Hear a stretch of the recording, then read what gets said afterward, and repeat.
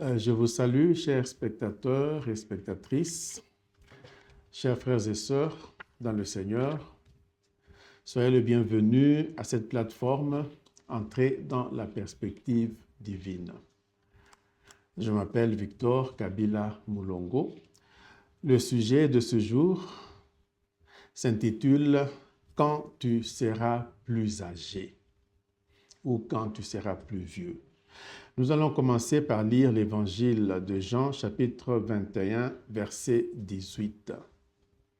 Je serai en train de traduire comme d'habitude à partir d'une version anglophone, mais je me souviens que ce passage dans la version francophone de Louis II, de mémoire, j'essaie de me rappeler, c'est le Seigneur Jésus qui parle à Pierre, l'apôtre Pierre. Quand tu étais jeune, tu t'es saigné toi-même et tu allais où tu voulais. Mais quand tu seras vieux, un autre te ceindra et t'amènera où tu ne voudras pas.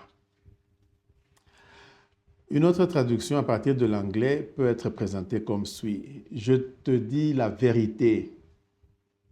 Quand tu étais jeune, tu étais capable de faire comme tu voulais ou tout ce que tu voulais. Tu t'habillais toi-même et tu allais partout où tu voulais aller. Mais quand tu vas être vieux, tu vas étendre tes mains et d'autres personnes vont t'habiller et t'amener à un endroit où tu ne veux pas aller. Maintenant, mon commentaire est le suivant. Le plus souvent, pendant la jeunesse, nous nous sentons maîtres des circonstances, nous sentons que nous maîtrisons la situation, que notre vie dépend de nous et que les résultats de nos entreprises, nous contrôlons cela. Mais assez souvent, cette sensation n'est que temporaire ou saisonnière. Ou par exemple, pendant les temps d'élévation dans la vie, quand on est au sommet de la montagne, on tend à penser que non, nous appartenons seulement aux milieux élevés. Nous appartenons à l'élévation. Nous appartenons au sommet de la montagne, que les vallées ne nous concernent pas. Être dans l'abaissement, non, ça n'a rien à voir avec nous. C'est une illusion que la plupart d'individus et la plupart des générations ont eu ou auront à être désillusionnés de cela. Lisons Ecclésiaste chapitre 3, verset 1er jusqu'au verset 4. Je traduis d'une version anglophone. Il y a un temps pour tout et une saison pour toutes choses sous les cieux. Il y a un temps pour naître et un temps pour mourir. Un temps pour planter et un temps pour arracher ce qui est planté. Un temps pour tuer et un temps pour guérir, un temps pour briser ou faire tomber et un temps pour construire, un temps pour pleurer et un temps pour rire, un temps pour faire le deuil et un temps pour danser. La force et la faiblesse, là c'est mon commentaire. Ou se sentir fort, ou se sentir faible, se sentir supérieur, ou se sentir inférieur. Avoir du succès ou avoir une défaite. Triompher ou être vaincu. Toutes ces choses dans la vie sont saisonnières. Elles sont temporaires, qu'on le veuille ou non. La compréhension de cette réalité biblique, qui est aussi une réalité historique, et quand on agit en conséquence, permettrait d'agir avec sagesse. Maintenant, pour pouvoir savoir comment se comporter, parce que la leçon morale est que nous avons besoin, pendant que nous sommes encore dans le plan A de notre vie, ou la partie A de notre vie, où nous sentons que nous maîtrisons la situation, mais en sachant qu'un jour, la partie B viendra, où la vie va nous faire défaut, les circonstances vont nous faire défaut, nous avons besoin, pendant la phase A, de savoir comment nous comporter en prévision de la phase B de notre vie qui vient tôt ou tard. Et une meilleure connaissance pour savoir comment se comporter avec sagesse en vue du plan B, en vue de la partie B de notre vie, une telle connaissance devrait provenir, ou une telle sagesse devrait provenir d'une personne bien informée, ou de la personne la mieux informée. Et j'aimerais vous présenter cette personne. Elle s'appelle Jésus-Christ de Nazareth. Et c'est cette personne qui parlait en fait à Pierre dans le passage que nous avons lu, Jean 21, 18. Nous savons que c'est contextuel. C'était dans le contexte de Pierre en ce temps-là, mais là-dedans, il y a un principe qui est applicable à la majorité des êtres humains.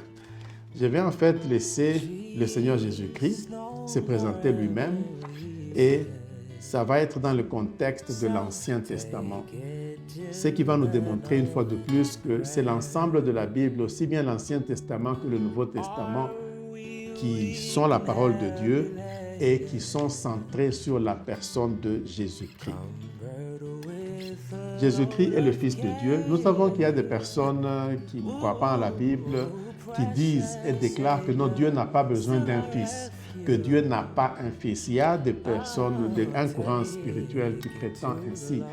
Mais nous savons que selon la Bible, Dieu a un fils, il s'appelle Jésus-Christ, et il est le premier-né de toute la création, comme cela est dit dans Colossiens, chapitre 1er, verset 15. Alors, je voudrais laisser le Seigneur Jésus-Christ, dans l'Ancien Testament, se présenter lui-même.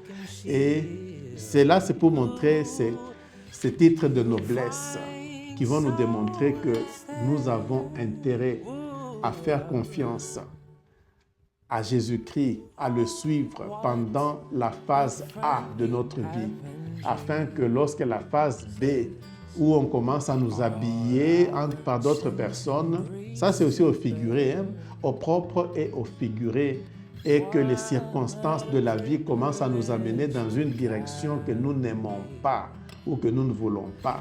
Donc avant que cela n'arrive, nous avons besoin de nous préparer pour cette phase B de notre vie. Et écoutons donc la sagesse, ici le Seigneur Jésus-Christ dans Proverbes chapitre 8. Je vous conseillerais de lire l'ensemble du chapitre, mais ici pour raison de temps, je vais sélectionner quelques versets. Nous allons lire le verset 12, le verset 14, 15, 17, 20 et de 22 à 32. Verset 12 de Proverbe 8. Moi, la sagesse, c'est le Seigneur Jésus-Christ qui est en train de parler de lui-même. Il s'appelle ici sagesse. Nous allons voir qu'il va s'appeler aussi le Fils qui est né du Père. Moi, la sagesse, je vis avec le bon jugement ensemble. Je sais où découvrir la connaissance et le discernement. 14. Le bon sens et le succès m'appartiennent. La perspicacité et la force sont miennes.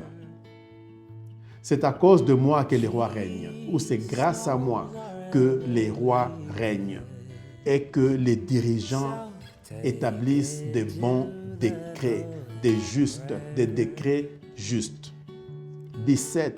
J'aime ceux qui m'aiment, et ceux qui me cherchent me trouvent toujours. 20. Je marche dans la rectitude, dans les sentiers de la justice. Donc là, nous voyons, pour suivre le Seigneur Jésus-Christ, il faut être enclin et il faut poursuivre la justice, la rectitude. 22. Le Seigneur, ici, le Seigneur, c'est Dieu le Père.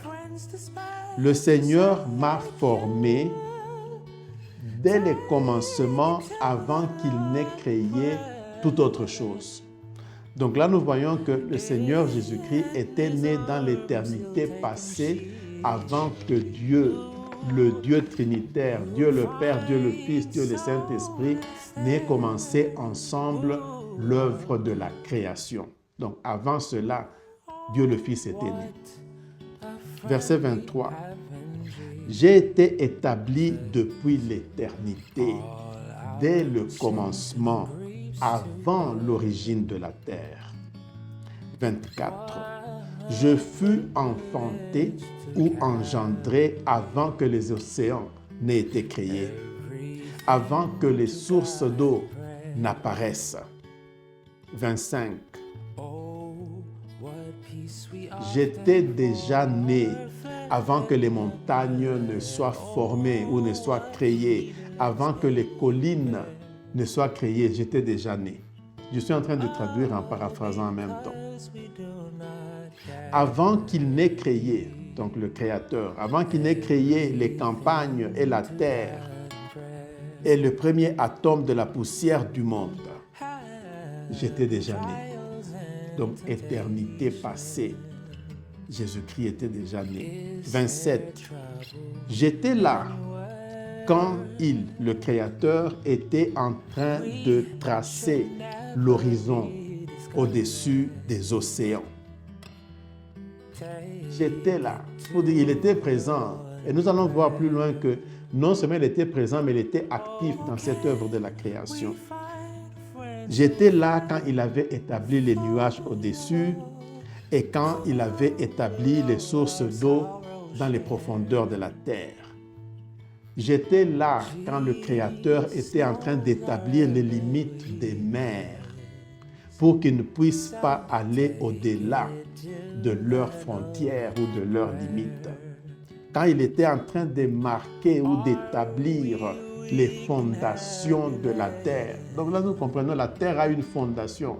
Et la terre repose sur une fondation qui a été créée par Dieu. Verset 30. J'étais l'architecte à ses côtés. Un architecte est actif dans l'œuvre de la création de l'œuvre dont il est question, pour ainsi dire. Donc là, nous voyons le Seigneur Jésus-Christ introduire que pendant que le Père créait, Dieu le Père créait, Dieu le Fils était actif avec lui dans la création. Bien entendu, nous savons que Dieu le Saint-Esprit aussi était actif. Dieu trinitaire, un Dieu en 3 personnes. Je faisais constamment ses délices. Donc, en d'autres termes, le Père se réjouissait en moi, son Fils. Et moi aussi, ici je paraphrase, je me réjouissais toujours dans la présence du Père. Donc le Père se réjouissait en son Fils. Le Fils faisait les délices du Père et le Fils aussi se réjouissait dans la présence du Père. Combien joyeux j'étais avec le monde qu'il a créé, le Créateur. Et je me suis réjoui quand il a créé la famille humaine, ou le genre humain, ou l'espèce humaine. Donc, bien sûr, c'est avant la chute, donc tout était encore harmonieux. Le Seigneur Jésus-Christ, ici, il manifeste que quand nous avons créé, nous, de la Trinité, donc le Dieu unique, trinitaire, il s'est réjoui aussi. Ainsi, mes enfants, écoutez-moi, car tous ceux qui suivent mes voies sont toujours joyeux.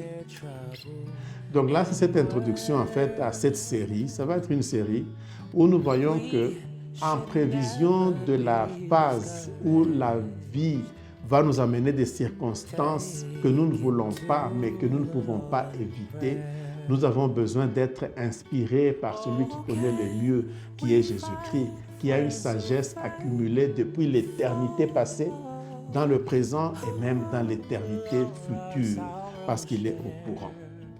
Donc nous terminons par là cette présentation et nous allons prier. Seigneur, merci de nous rappeler que le plus souvent dans nos vies, nous commençons avec une sensation de maîtrise, de sentir que nous contrôlons la situation, nous maîtrisons la situation. Mais tu nous informes que le plus souvent par après, comme tu l'avais dit à Pierre, il y a des circonstances qui peuvent commencer à nous faire défaut dans la vie et que nous pouvons être amenés à subir des circonstances, à aller à des endroits que nous ne voulions pas, que nous ne désirions pas, que nous n'aimions pas. Je te prie, Seigneur, que tu puisses aider mon frère, ma soeur, ainsi que moi-même, à écouter ta sagesse, comment vivre pendant la phase où les choses vont mieux, afin que lorsque les circonstances nous feront défaut ou nous victimiseront, nous puissions être joyeux, car tu nous dis que ceux qui suivent tes voies sont toujours joyeux. Je te prie dans le nom de Jésus-Christ, notre Sauveur. Amen. Merci, chers spectateurs et spectatrices, pour votre attention et à la prochaine. A friend we have in Jesus, all our sins and griefs to bear. What